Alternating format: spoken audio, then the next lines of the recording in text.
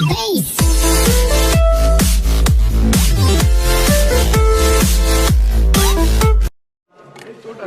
जी, आपके माध्यम से माननीय मंत्री जी से अपने क्षेत्र की कुछ गंभीर समस्याएं जो इसी चीज से संबंधित हैं उनके बारे में उठाना चाहता हूं। ये सभापति जी, बनारस से प्रश्न काल है सर, प्रश्न काल में ही इसी मुद्दे से संबंधित तो संक्षिप्त क्वालिटी की बात चल रही है सभापति जी, उसी मुद्दे बात कर रहा हूं। संक्षिप्त में बोलना। अधूरे प्रोजेक्टों की बात चल रही है, उसी पे बोलूंगा।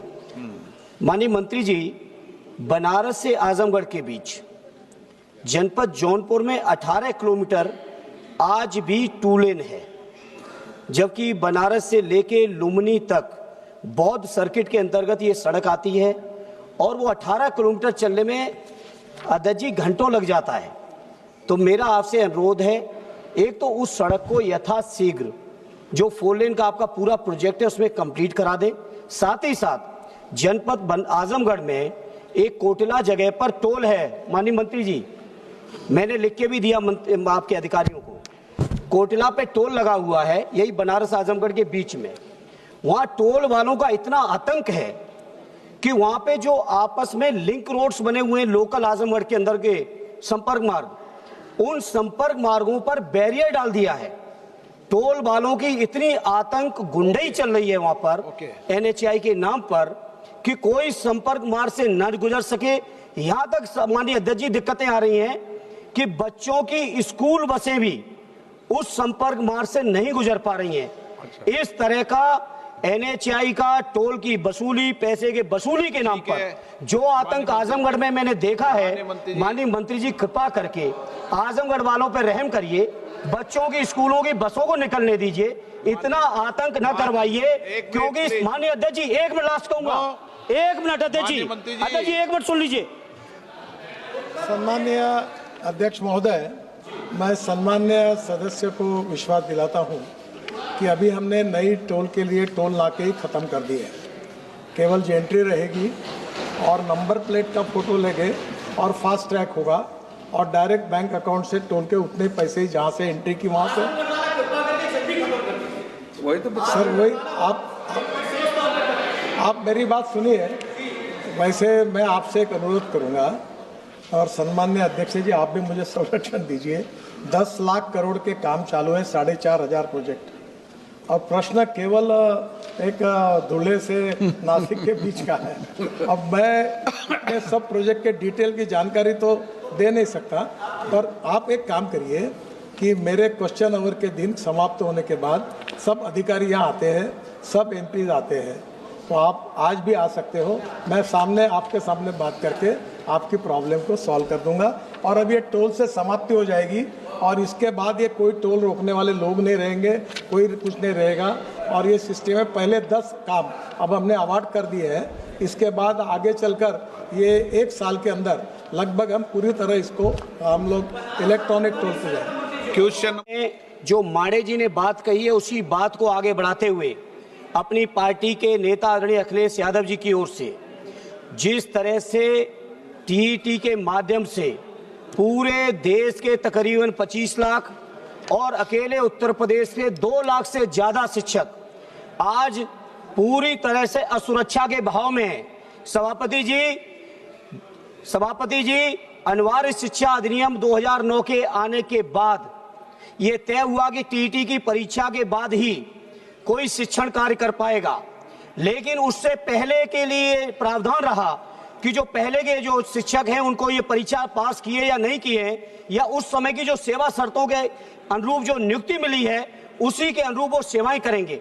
लेकिन 1 सितंबर 2025 को माननीय सर्वोच्च न्यायालय का एक फैसला, मैं इस बात के लिए सदन में पुरजोर तरीके से कहूंगा, ये केवल माननीय सर्वोच्च न्यायालय की बात नहीं रही, केंद्र सरकार और राज्य सरकारों की कमजोर पैरोकारी के कारण आज देश के 25 लाख से ज्यादा शिक्षक, उनके परिवार पूरी तरह से सुरक्षा का अभाव है। सभापति जी, बात पूरी आने दिए। और हमारे उत्तर प्रदेश के अंदर 2 लाख से ज्यादा शिक्षक भर्ती जो परेशान है, इसलिए मेरी सभापति जी आपके माध्यम से सरकार से अनुरोध है कि अध्यादेश लाके, संविधान संशोधन लाके देश के 25 लाख शिक्षकों का, विशेषकर उत्तर प्रदेश के 2 लाख शिक्षकों का भविष्य को सुरक्षित करें।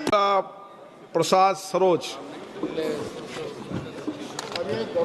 धन्यवाद अध्यक्ष जी, आपके अनुमति से आज मैं अपने संसदीय क्षेत्र लालगंज जनपद आजमगढ़ की एक अत्यंत गंभीर और वर्षों से उपेक्षित समस्या को इस सदन के माध्यम से केंद्र सरकार के समक्ष रखना चाहता हूं। मेरे संसदीय क्षेत्र लालगंज के विधानसभा निजामाबाद में भदोली पुल से आगे से निजामाबाद पुल तक व मिर्जापुर ब्लॉक के पास से जहीरपुर लाहिडी बाजार होते हुए माहौल और फूलपुर तक जाने वाला यह प्रमुख मार्ग क्षेत्र की जीवन रेखा है। लाखों लोगों का आवागमन, व्यापार, कृषि, स्वास्थ्य और शिक्षा की पहुंच इसी सड़क पर निर्भर है, लेकिन दुर्भाग्य से यह मार्ग लंबे समय से अत्यंत जर्जर और खतरनाक स्थिति में है। माननीय अध्यक्ष महोदय, वर्षा के मौसम में इस मार्ग की स्थिति और भी भयावह हो जाती है। सड़क के बड़े हिस्से जल भराव से भर जाते हैं और कई स्थानों पर यह सड़क नदी नाले का रूप ले लेती है। गड्ढों में भरे पानी से दुर्घटनाओं का खतरनाक बढ़ जाता है। एम्बुलेंस, स्कूल वाहन, किसानों की गाड़ियां, सबकी आवाजाही गंभीर रूप से प्रभावित होती हैं। कई ग्रामीण क्षेत्रों का संपर्क लगभग कट जाता है। यह स्थिति जनता की सुरक्षा, सम्मान और मूल जीवन के अधिकारों पर सीधा आघात है। मैंने इस मार्ग के निर्माण एवं पुनर्निर्माण के लिए कई बार प्रदेश सरकार तथा केंद्र सरकार को पत्र लिखा।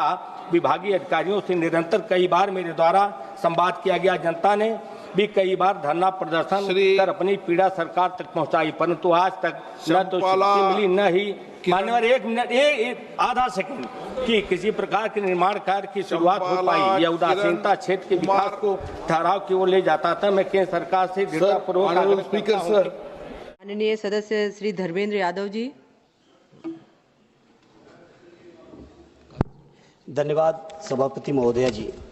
सभापति जी, मैं उत्तर प्रदेश से शुरू होकर बिहार, बंगाल, झारखंड, मध्य प्रदेश, राजस्थान और देश के बाहर की भी कई देशों में जो नकली कफ सिरप का एक पूरा का पूरा रैकेट चल रहा है सभापति जी, उसके बारे में आपके माध्यम से सदन और देश को अवगत कराना चाहता हूं। सभापति जी, बनारस सेंट्रल बार एसोसिएशन के उपाध्यक्ष राजा आनंद ज्योति सिंह जी इसी कफ से आज से लगभग 1 साल पहले खत्म हुए। उनकी पत्नी भारती सिंह जी ने बताया 1 साल से बनारस पुलिस के दर पे वो भटकती नहीं, कोई उनकी एफआईआर स्वीकार नहीं हुई। मीडिया के माध्यम से जब ये बात बाहर निकल के आई तो हमारे राष्ट्रीय अध्यक्ष जी आदरणीय अखिलेश यादव जी ने प्रेस कॉन्फ्रेंस की, मीडिया के माध्यम से ट्वीट तमाम तरीके से किया, तब जाके बनारस की पुलिस सक्रिय हुई। सभापति जी, मसला ये है, उत्तर प्रदेश के पूर्वांचल और विशेषकर बनारस के आसपास, बनारस, जौनपुर, चंदौली, गाजीपुर, आजमगढ़, भदोही का ये इलाका, जहां पर पूरा का पूरा रैकेट चल रहा है नकली कफ सिरप का, और इस नकली कफ सिरप से मध्य प्रदेश, राजस्थान, बंगाल, देश के बाहर बांग्लादेश, साउथ अफ्रीका तक नेटवर्क ने नकली कफ सिरप की सप्लाई की और जिससे सैकड़ों बच्चे सभापति जी खत्म हो गए। सभापति जी, अफसोस की बात यह है कि जब भारती सिंह शिकायत करती हैं तो पुलिस ध्यान नहीं देती है।